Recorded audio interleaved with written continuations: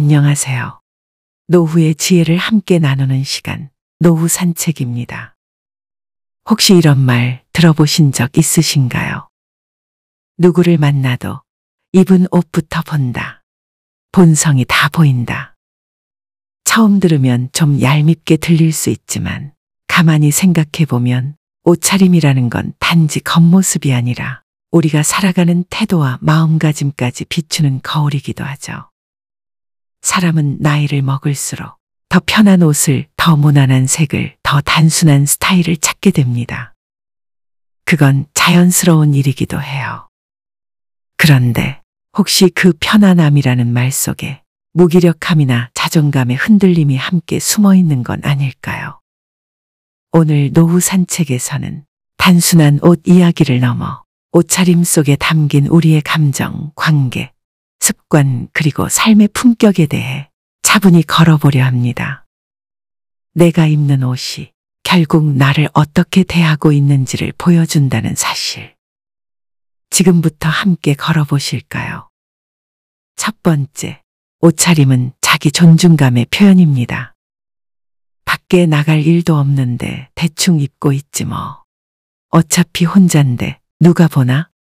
이런 말 우리도 모르게 자주 하게 됩니다. 특히 나이가 들수록 편한 옷, 익숙한 옷에 손이 먼저 가죠. 그런데요, 그 편안함 속에 나도 모르게 놓아버린 것들이 은근히 많다는 걸 아시나요? 76세 이옥순 여사님은 퇴직 이후 집에서 보내는 시간이 많아졌습니다. 그러다 보니 매일 트레이닝복, 늘어진 티셔츠가 일상이 되었죠. 그런데 어느 날 아침 세수를 마치고 거울을 보다 문득 이런 말을 내뱉으셨답니다. 어머, 이게 누구야? 그 말에 스스로도 깜짝 놀라셨대요. 내가 나를 이렇게까지 내려놓고 있었구나. 그제야 느끼셨다고 합니다.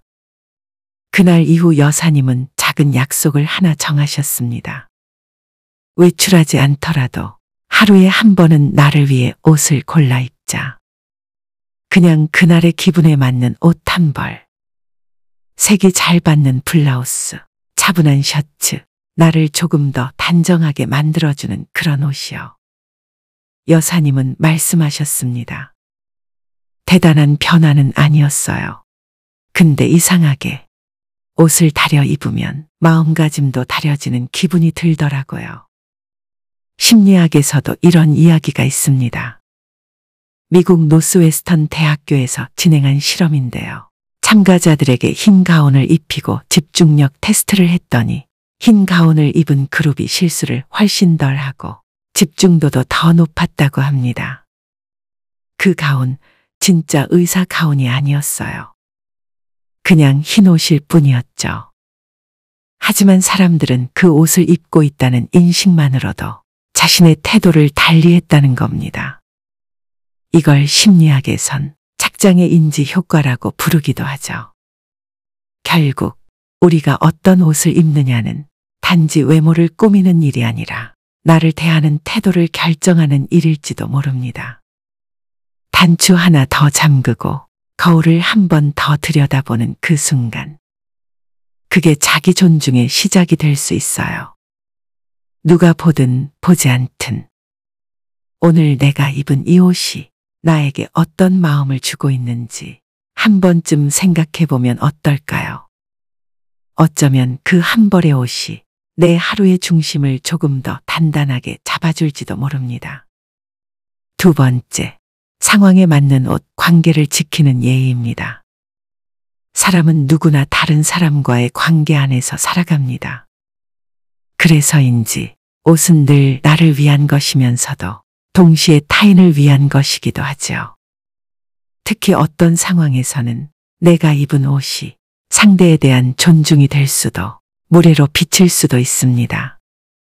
결혼식, 장례식, 병문안, 모임, 여행. 우리가 일상 속에서 마주하는 다양한 자리들. 그 순간에 어울리는 복장을 갖추는 건 그 자리를 준비한 사람에 대한 예의이기도 합니다. 사례 하나 소개해 드릴게요. 손녀의 초등학교 입학식 날이었습니다. 박 여사님은 설레는 마음에 본인이 가장 좋아하는 꽃무늬 바지를 꺼내 입으셨어요. 그런데요, 학교에 도착하자 주변 엄마들과 할머니들 시선이 자꾸 자신에게 머무는 걸 느꼈다고 해요. 사진을 찍고 돌아와 앨범을 보는데 문득 이런 생각이 들었답니다. 아이보다 내가 더 튀었구나. 그 순간부터 박 여사님은 누군가의 주인공이 되는 자리에 갈 땐 조연처럼 입어야겠다고 마음먹으셨다고 합니다. 옷은 때때로 말보다 더 많은 걸 전달합니다. 나는 당신을 배려하고 있습니다. 당신의 자리를 존중합니다. 그런 메시지를 담을 수도 있는 거죠. 반대로 너무 격식 없는 옷차림이나 상황에 맞지 않는 과한 스타일은 상대에게 불편함을 줄 수 있습니다.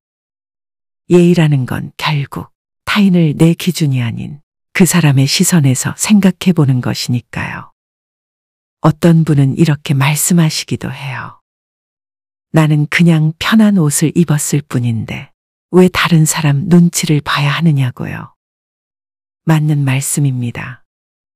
하지만 내가 편한 만큼 상대가 불편할 수도 있다는 걸 한 번쯤 생각해 보는 것, 그게 바로 관계 속 예의의 시작입니다.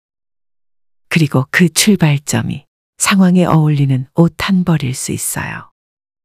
누군가를 위한 자리에 갈 때 오늘 그 사람이 조금 더 기분 좋은 하루를 보낼 수 있도록 내 옷차림으로 따뜻한 배려를 전해보는 건 어떨까요?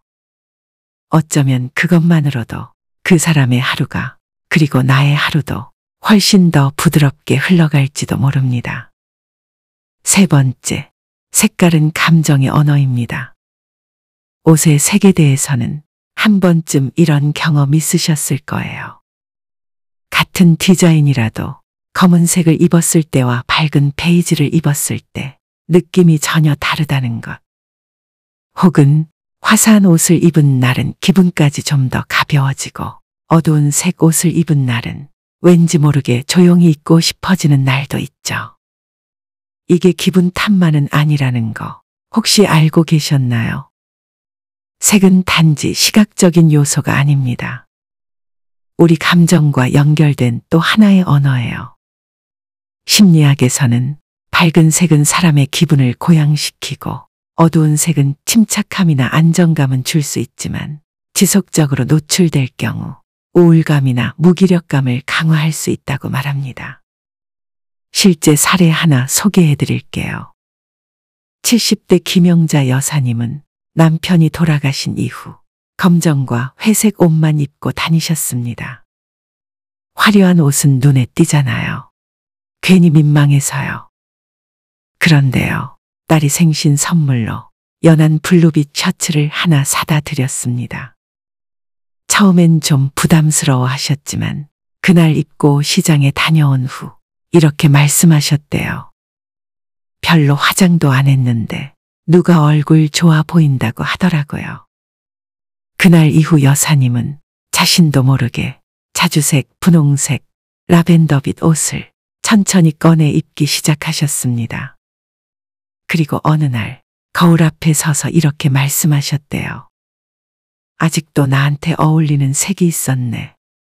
색은 때로 잊고 있던 내 감정의 표정을 조금씩 되살려주기도 합니다. 나이 들수록 튀지 않는 옷, 때 안 타는 옷, 무난한 색만 찾게 되곤 합니다. 검정, 남색, 회색, 갈색. 옷장에서 이런 색들만 눈에 띈다면 혹시 내 마음도 그 색에 잠겨 있는 건 아닐까요? 오늘 한번 용기 내어 한 벌의 밝은 옷을 꺼내보세요.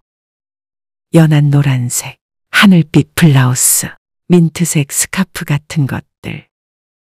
내가 이런 색도 입어도 괜찮을까 하는 말, 그 질문 자체가 나를 조금 더 환한 쪽으로 이끌고 있다는 증거일지도 몰라요.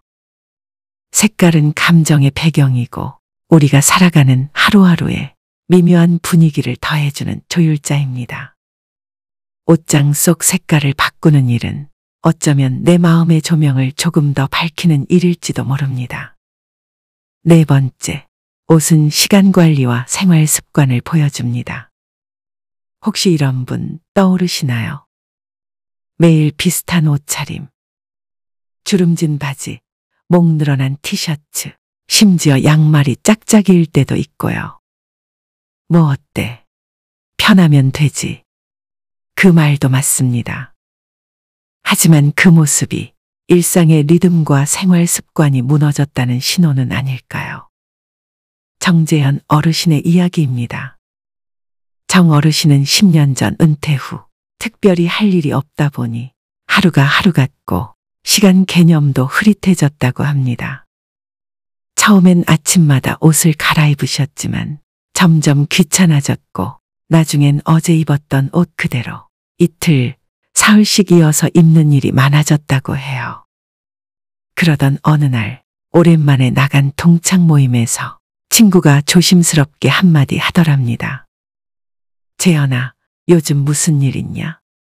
그 순간 어르신은 내가 이렇게 보였구나 하며 깜짝 놀라셨다고 해요. 그날 이후로 다시 아침에 옷을 고르는 루틴을 되찾기 시작하셨고 그게 다시 하루를 정돈하는 힘이 되었다고 하셨습니다. 옷차림은 결국 내가 하루를 얼마나 의식하고 살아가고 있는가를 보여줍니다. 아침에 일어나 옷을 고르고 몸을 정리하고 거울을 한번 들여다보는 시간. 그건 단순히 옷을 입는 행위가 아니라 하루의 시작을 준비하는 생활의 구조입니다. 그게 무너지면 식사 시간도 뒤죽박죽, 수면도 불규칙, 하루가 덩어리처럼 흘러가 버릴 수 있죠. 사람이 무기력해질 때 가장 먼저 흐트러지는 곳 어딜까요? 많은 심리학자들이 이렇게 말합니다. 가장 먼저 무너지는 건 옷장이다. 그만큼 옷은 일상의 질서를 반영하는 거울입니다. 정돈된 옷 한 벌은 그 자체로 나의 하루를 정돈하려는 의지입니다. 그 옷이 불편하지 않아야 하고 무리한 격식일 필요도 없지만 내가 내 하루를 소중하게 여긴다는 메시지, 그것만은 담겨 있으면 좋겠어요. 오늘 아침 혹시 너무 익숙하게 같은 옷에 손이 가셨나요? 조금만 멈춰서서 오늘 나를 조금 더 신경 써보자는 마음으로 다른 옷 한 벌을 꺼내보는 건 어떨까요? 그 사소한 선택 하나가 오늘 하루의 분위기를 바꿔줄 수 있을지도 모릅니다. 5번째, 타인의 눈보다 나의 기준이 중요합니다.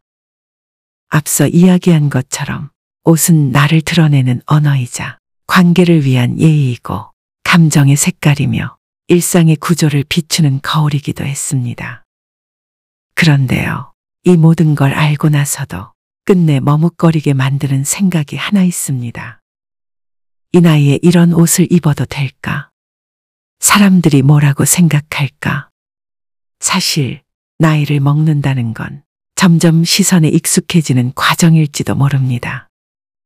젊을 땐 나를 표현하느라 바빴지만 나이가 들수록 조금이라도 튀는 행동이나 복장이 괜히 민망해지고 주저하게 되죠. 그 결과 우리는 어느 순간부터 사람들의 눈에 익숙한 나로 살아가고 있습니다. 그게 편하긴 하지만 가끔은 거울 속 내가 낯설게 느껴지기도 하지 않나요? 김현숙 여사님의 이야기입니다. 김 여사님은 평생 단정하고 조용한 사람이라는 말을 들으며 살아오셨습니다. 검정, 갈색, 회색. 늘 그 톤의 옷만 입으셨죠. 어느 날 딸이 선물로 연한 분홍색 재킷을 사다 드렸습니다. 엄마한테는 안 어울릴 거야. 처음엔 그렇게 생각하셨대요. 하지만 딸이 한 번만 입어봐요 하고 권하자 마지못해 입어보셨고 그 모습에 딸이 눈을 동그랗게 뜨며 말했답니다. 엄마, 되게 화사해 보여요. 예뻐요. 그 말에 김 여사님은 참 오랜만에 나도 아직 괜찮구나 하는 마음을 느끼셨다고 해요. 그날 이후 김 여사님은 옷을 살 때 조금씩 색을 넓혀가셨습니다. 그 변화는 단지 색의 변화가 아니라 자신을 바라보는 시선의 변화였다고 하셨어요. 남 눈치 보느라 내 마음에 드는 옷을 너무 오래 미뤄뒀더라고요. 옷은 결국 남에게 보이기 위한 게 아닙니다. 누가 보든 안 보든 거울 속에 나가 만족하는가, 그게 가장 중요하죠. 비싼 브랜드, 최신 유행 아니어도 괜찮습니다. 단정하고 나에게 어울리며 입었을 때 오늘도 나 괜찮다 싶은 옷. 그게 바로 나이 들수록 필요한 내 기준의 멋입니다. 세상엔 수많은 눈이 있지만 그중 가장 오래 나를 바라보는 눈은 바로 내 눈입니다. 그 눈에 비친 내 모습이 조금 더 다정하고 조금 더 당당했으면 좋겠습니다. 오늘 저와 함께 걸어온 이야기는 옷에 대한 이야기였지만 사실은 나를 바라보는 시선에 대한 이야기였습니다. 우리가 어떤 옷을 입느냐는 지금 내 마음이 어떤 상태인지, 하루를 어떻게 살아내고 싶은지에 대해 조용히 말해주는 신호일지도 모릅니다. 누구를 만나지 않아도 집에만 있는 날이어도 내가 나를 존중하는 마음은 결코 작지 않은 의미가 있습니다.